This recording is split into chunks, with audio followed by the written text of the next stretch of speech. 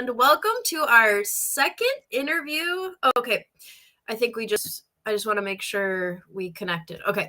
Hi, I'm Sarah Boynton. I'm here with BioBuzz and the wonderful Steve Lavigne. It's our second interview in the series A Day in the Life. So today we are going to talk to Steve, who's a seasoned operations professional. He's worked at places like Bristol Myers Squibb, Catalent with myself, and he's now a consultant. So I'm going to let him do a lot of the talking here today and give you an outline and details into a day in the life of someone who works in operations. So welcome, Steve. Thank you so much for making time for us today. And why don't we start right off with you briefly introducing yourself and telling us about your current role? Sure thing. Sarah, thank you for asking me to do this. I think it's a great thing you guys are doing here at BioBuzz and trying to build up this network in Maryland and elsewhere as well. So thank you for that. My career I started in the mid 90s as an operator at a greenfield manufacturing plant in New Hampshire.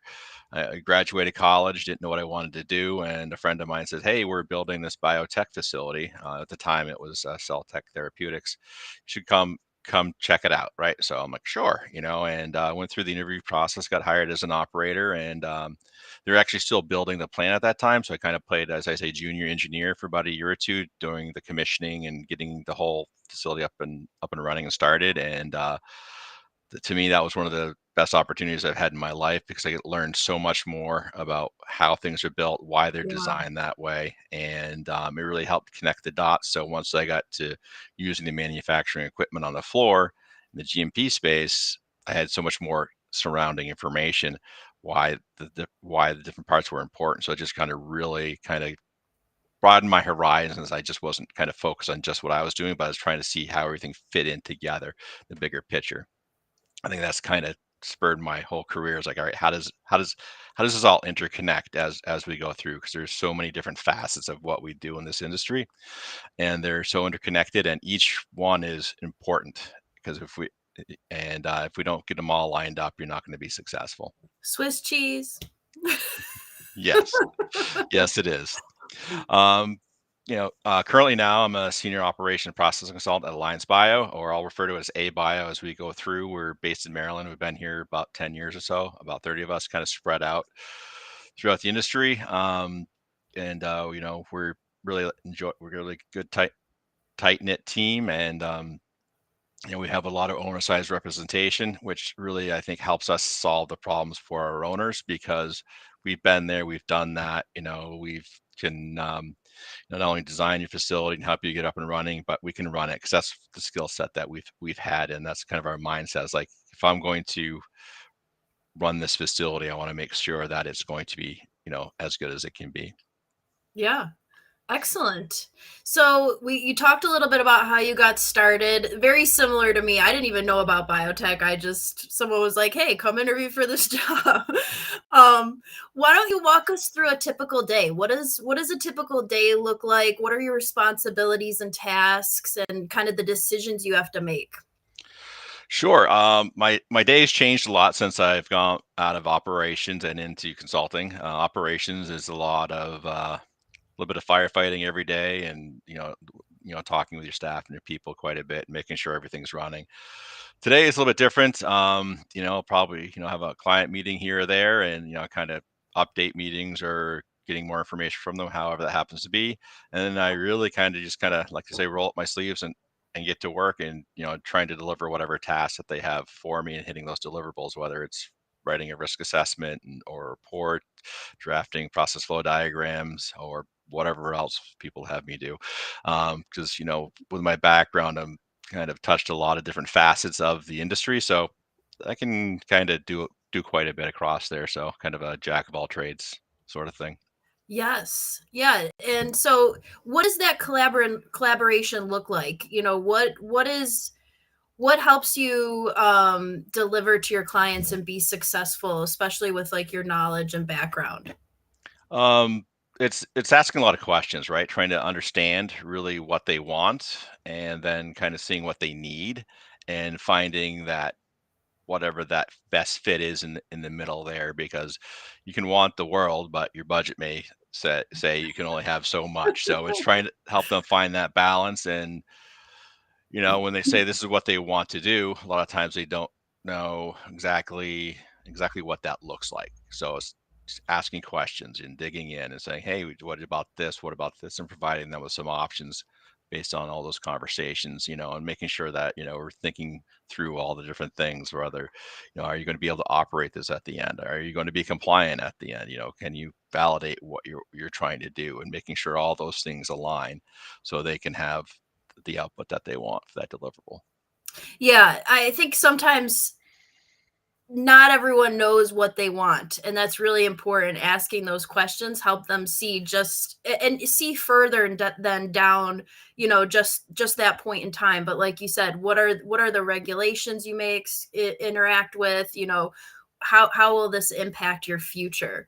What kind of tools or software do you use on a daily basis as part of this work? A lot of the Microsoft projects, Microsoft, whether it's Microsoft project, if I happen to be doing a little project management, to Visio, if I'm writing PFDs, lots of Excel, because it's my favorite Microsoft tool. It's not the best at everything, but it's really good at most things. So I use a lot of Excel, some Word, nothing really outside of that very often. I mean, Teams and Zoom and whatever else to, for communication if I'm not on site. But, just your typical stuff, nothing too crazy. Yeah. Um, what are some of the challenges in operations? Especially with consulting. I know you talked about, making sure you ask the right questions and delivering exactly what they need, because they don't always know what Mhm. they need. But what are some of those challenges? How do you handle the stress and pressure that is inherent to operations, and overcoming those challenges? Those are kind of two different conversations. Yeah. Working with the clients is not very, to me, it's not very stressful. It's compared to running an operations, it's really trying to find out what they want, and sometimes getting their attention, right? Because we find the clients are very, very busy, and that's kind of where we step in, because we have, the time to devote to getting the task done and being very thorough, and as well as the operational knowledge to to get it completed. So that's kind of where we fill in, is giving them time and experience if they may not have that. Now, kind of switching back to you know how do you manage operations? It's definitely that's a different beast, right? Because the time crunches are not, oh, this is due in 2 weeks. This is literally, we need to make a decision in an hour, because if we don't, we're going to lose a bioreactor, right? So it's being able to triage what's going on, get as much information as you can in the time window that you have, and come up with a plan of action. And then, I always like to say, is get somebody else in the boat with you. So if you're manufacturing, you make decisions, you may want to make sure your quality colleagues lockstep with you in that, and making sure that they've kind of poked holes in your ideas, right? Because at the end of the day, whatever you're doing, you want to be able to release that drug substance, and you don't want to do something where you're going to jeopardize that. So it's really getting that plan of action and getting the right people to assist in making that decision, right? And that's usually your quality, your MSAT groups, or PD, wherever you depends happen to be. But it's getting that collaboration there, saying, all right, here's our problem. Here, how can we resolve it? Working through that. Here's our resolution. And at the end of the day, can we sit across from an auditor and say, this is what we did, this is why we did, and this is why it's safe? And if they Right. can answer At all that those point in questions. time, why did you make that decision? Mhm. Exactly. So it's just wrapping all that together. And I think that's a really important point for everyone, all the way down to a level 1 operator, is that you never want to make decisions in a bubble. You want to expand, like you said, get other people in your boat, so all that final decision isn't on you. Asking the right questions, looking through your procedures, the regulations. So I think that's really important, for operations, just anyone who's in a position. Very Yeah. good. Did you want to add anything else? Sorry. No, it's okay. I kind of chucked you off there. Um, What do you think the skills and qualities that are crucial for being in operations, whether it be, your past life positions or even Mhm. consulting? It may be a little different because, like you noted, you're kind of separated as a consultant a little from those time pressures and, let's Mhm. get this decision made in an hour. But I think, what are kind of some of those common skills and qualities that you need? Um, I think first of all, it's curiosity, because you Mm, need to understand what is going on and all and as we talked earlier about how everything's interrelated, right? So if you're making a decision, how does that affect either, what's downstream of you, what's further on downstream, you know, and understanding those impacts, right? So to be able to understand those impacts, you have to be curious about those interfaces and interact with those different teams and understanding what that looks like, right? So I think that first thing is being curious about what you're doing, so if you're an operator, understand the science that's going on in that bioreactor or that chromatography column. You don't need a PhD level of understanding, but you need a basic level of understanding of what's happening, why it's doing that, and if something's not working right, what does that look like? So having that mhm, scientific curiosity, and then going out from a business sense, that little, saying, all right, how does my decisions here affect supply chain bringing, we want to change our schedule, and how does that impact supply chain delivering materials, or how does this impact our quality of our product if we don't follow our procedures because they're wrong. I think that's important, is that, just curiosity about everything that's in the world.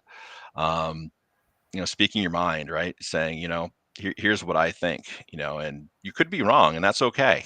It's okay to be wrong, and that's when you learn, right? Because it shows you have some blind spots in your knowledge or your thinking process, and that's important to do that. But speak your mind, and as they say, ask questions. If you don't know something, ask a question.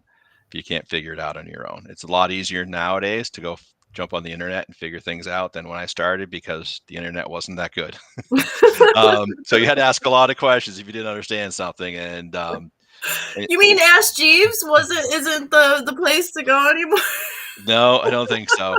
Um, but one thing you do, though, when you start asking someone who's knowledgeable, you ask them the questions, people naturally want to help out. And then you start Yes. building, a relationship with these people, and then you start building your networks, because, they may come back and ask you a question later on, and then you can share that knowledge, and you guys start becoming a better team because you start relying on each other outside, and that all helps kind of fold into what we're, trying to do here, is make medicine really a team effort across the board.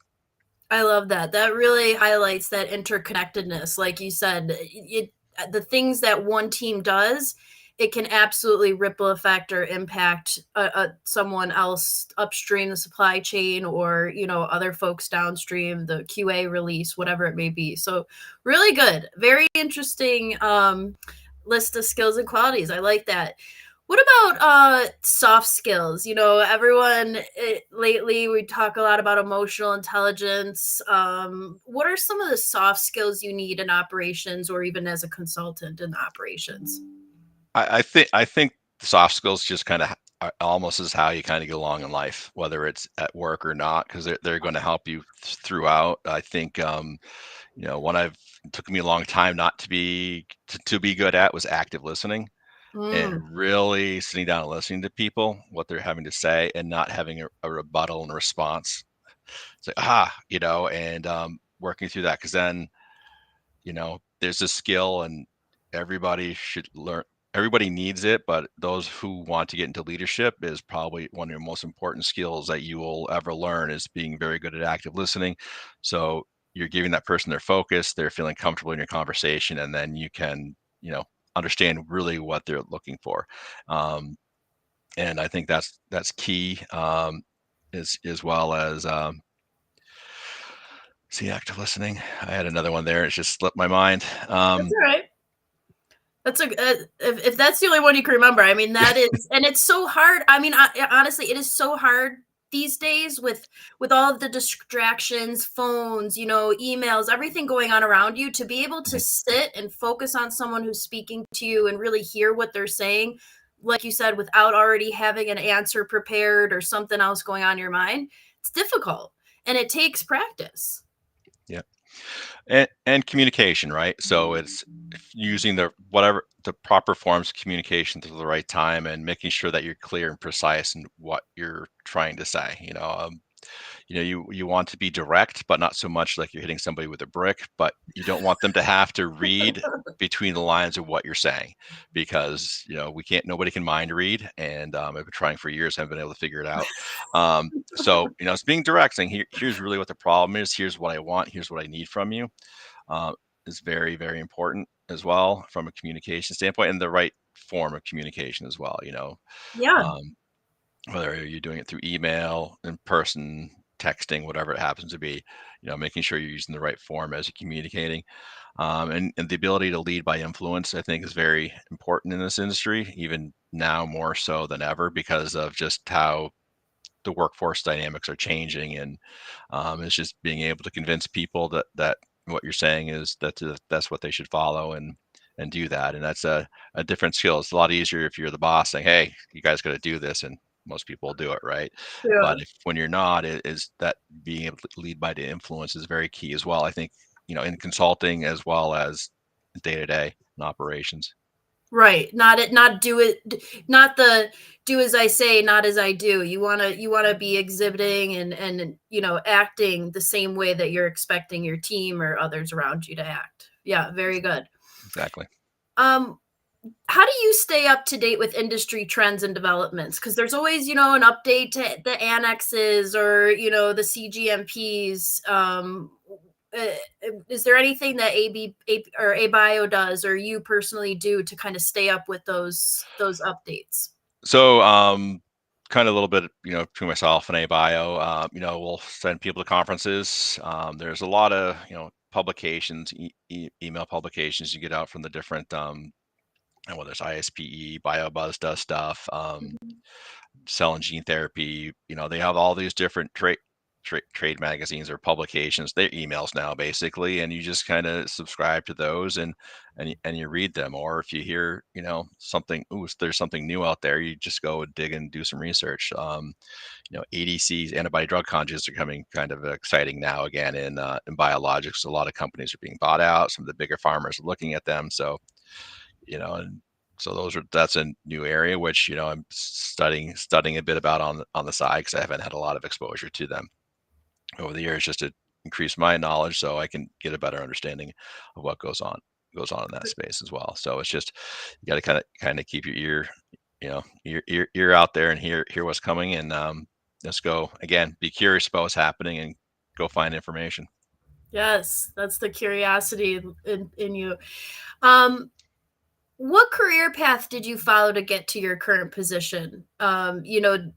Were there any opportunities that allowed you to grow and advance? Was there anything you sought out to kind of get there? Or what did that look like for you?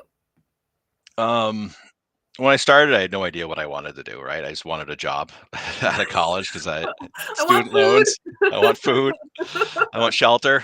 So once I got those bare necessities taken care of, it was just kind of sitting back and observing, right? Saying, all right, what do different people do? What do I like to do, right? I like to kind of be busy. I like, I'm pretty much hands-on. So manufacturing was a very good place for me to start, because I got to touch the process, right? I got to play with the equipment and set it up and get a great understanding of that.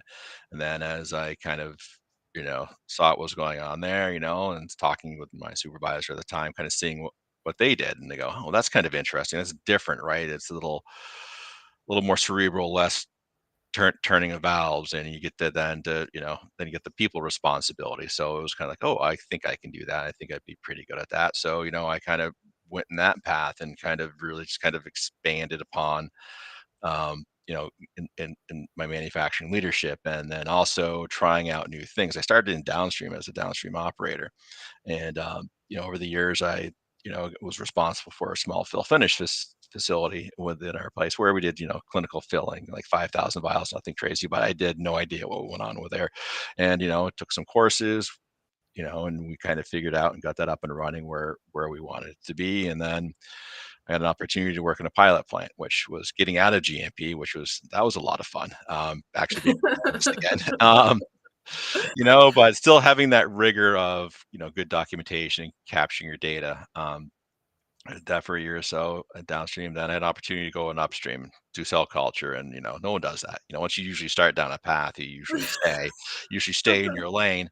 But I didn't. I've been known to drive in people's lanes all my life, so could be part of that. But so I learned upstream. Now it's vial to vial. I've been responsible for and overseen, and it again allows you to see that connectivity and how everything's connected, inform it better, look at it as the entirety instead of in a bucket, right? Like, oh, it's just Right. upstream or it's just downstream or it's just fill finish.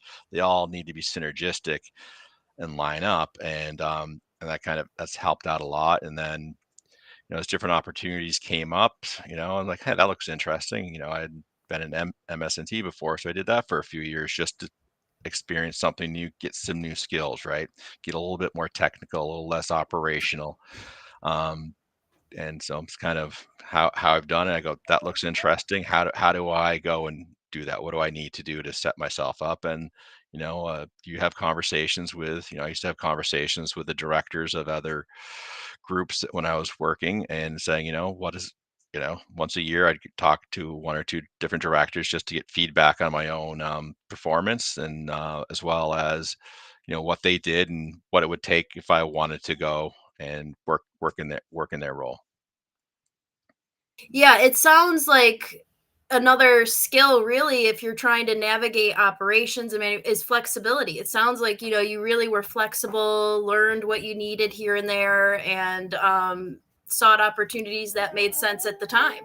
Yep. The more you know, the The the more more val valuable you are. the more valuable you are. Gotcha. So you owe me a Coke. Um, Absolutely. what what advice would you give someone who's looking to pursue a career in operations, consulting, even just manufacturing? What do you think would, if you could go back and talk to young Steve, who's just joining that first job, what what would you tell them?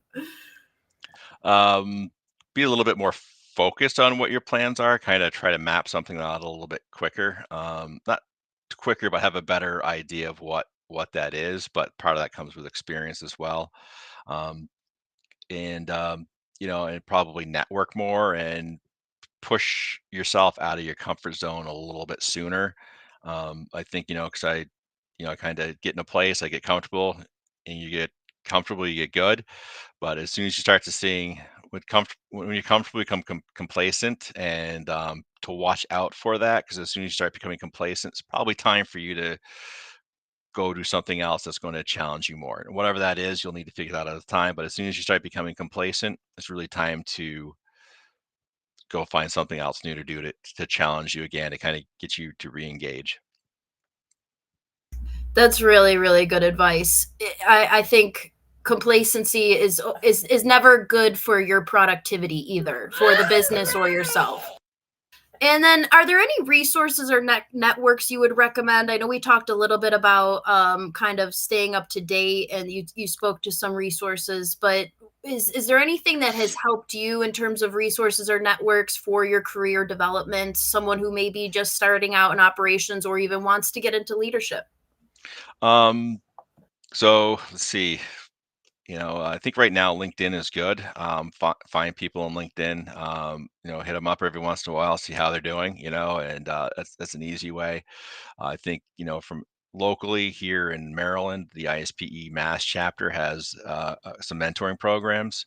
I think Mm, people to find a mentor and is very good, and just to have someone to talk to about their career with and what they want to do and whatever. And with a mentor, it's a safe space, right? If you can find a yeah. mentor that's even not within your company, it's even better, because you can really be honest and open during those conversations.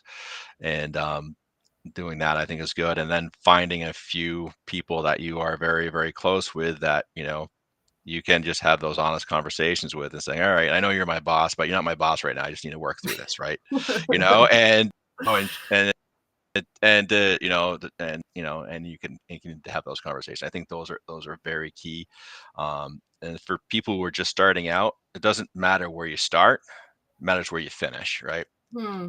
Get in there, get a job, get that experience, figure out what you want to do next. And it's never too early to start planning what you want to do next, because it takes time. It takes the skills. What skills do I need to get there? And to plan all that out and start mapping it out. Very good. Wonderful. Well, that's all the questions I have for you today, Steve. I'm so grateful that you took some time with us, and really, really appreciate all of your insights. Really good conversation today. And I wish you all the best with ABio. Um, and yeah, any last words? Nothing at the time, but Sarah, thank you for inviting me on. If you need someone else to fill in some time for you, let me know and we can talk about something else. All right, wonderful. Okay, Bye thanks now. everyone. Have a great rest of your day, Steve. Talk to you Thanks. later. Yep, bye. Bye.